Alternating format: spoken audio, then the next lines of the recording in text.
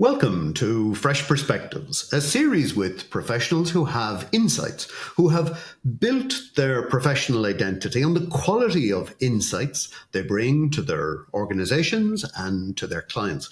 And today I'm delighted to be with Maria Ana Neves, who works in the space of multi-partner initiatives and who brings momentum into those spaces. Now, this is a little bit complicated, so I'm going to start by asking Mariana to give us some examples of these multi-partner initiatives and what sorts of issues might arise.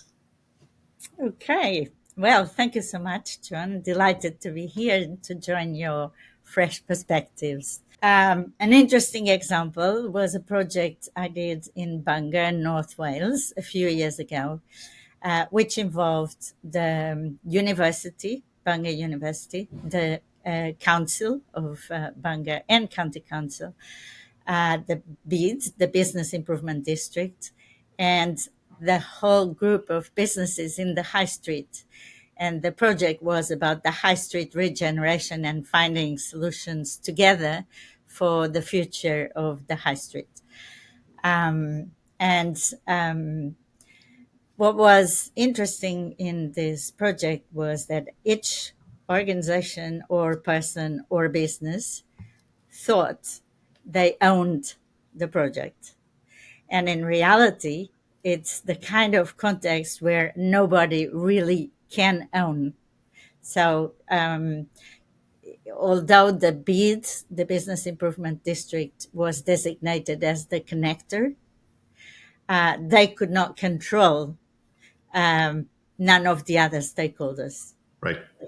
And this is one example and Okay. a really complex one. Wow. So I can imagine a whole plethora of public-private partnerships would fall into this space. Yes. Any others? Let's say from the private sector, what are examples of multi-stakeholder projects? And the variety of innovation. There is one type of innovation which is well known now called network innovation. And this happens when businesses have to collaborate, to work together towards either addressing a problem that impacts different businesses, or they want to bring something new to the market, and this something new, which could be a piece of software or an IT solution, Yeah. involves different stakeholders or different businesses. Right. Cannot be solved by one business. Yeah. And the reason why this is now more and more common is because we now acknowledge, all of us, that we live in a hyper connected world, and anything we might do in one area Yeah. have multiple and ripple effects in others. So Indeed. I think any of us who have ever worked in technology are fairly familiar with the fact that at some point we've been on multi-partner teams. So let's go there. What are the challenges? What are the typical issues that happen in these type environments that perhaps don't happen in more simpler project structures? Uh, whew, the issues can come from many different aspects. The more complex, the more interconnected, the more systemic the challenges are, the less a single perspective, a single agenda can solve it. And the problems can start to emerge when we understand we have to align teams that have different priorities, different agendas, different languages, different um, motivations, for example. Mm.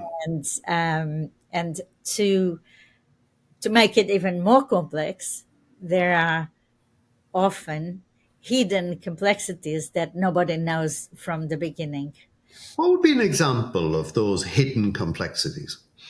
uh, Hidden complexities is, for example, we all at the beginning say we really want to be part of this project. We show the enthusiasm, etc., etc. But imagine some people in one of the stakeholder or one of the partners were not fully briefed, Hmm.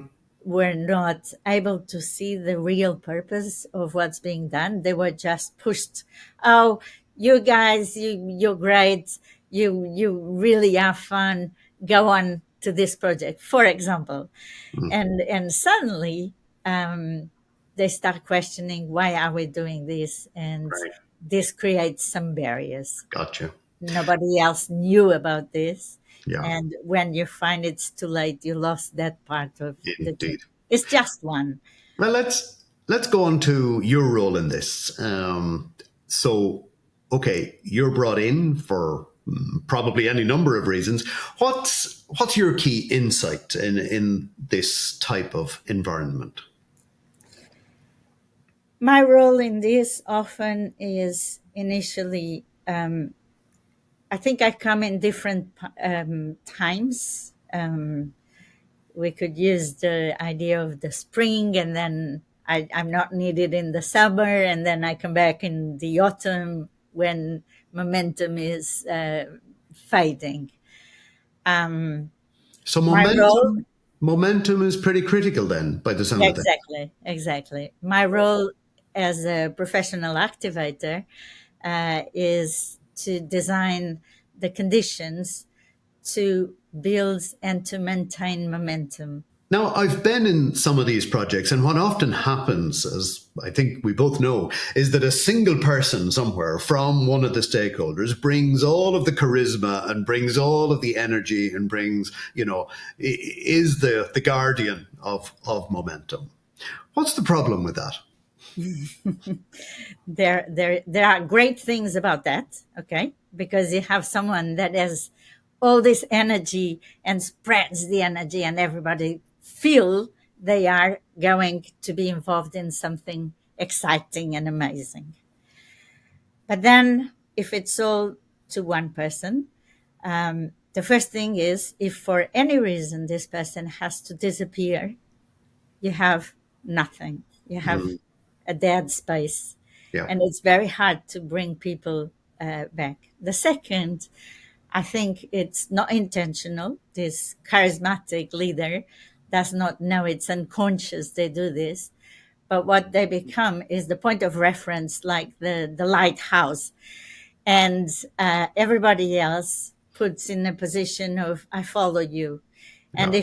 if we have followers, that it's less likely that they will input and bring their best value to the project. Mm, And they become the second voice, and it shadows them. yeah. So if you have a lighthouse, it projects all the light. Mm, Everything else becomes a shadow. No, indeed, they indeed. don't shine, and we need Great the point. conditions.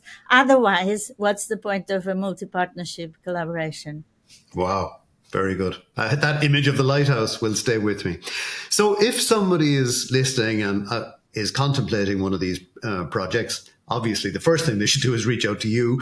But if they're going into a meeting in 10 minutes' time and they don't have time to reach out to you, what little gem of wisdom would you give them going into that meeting?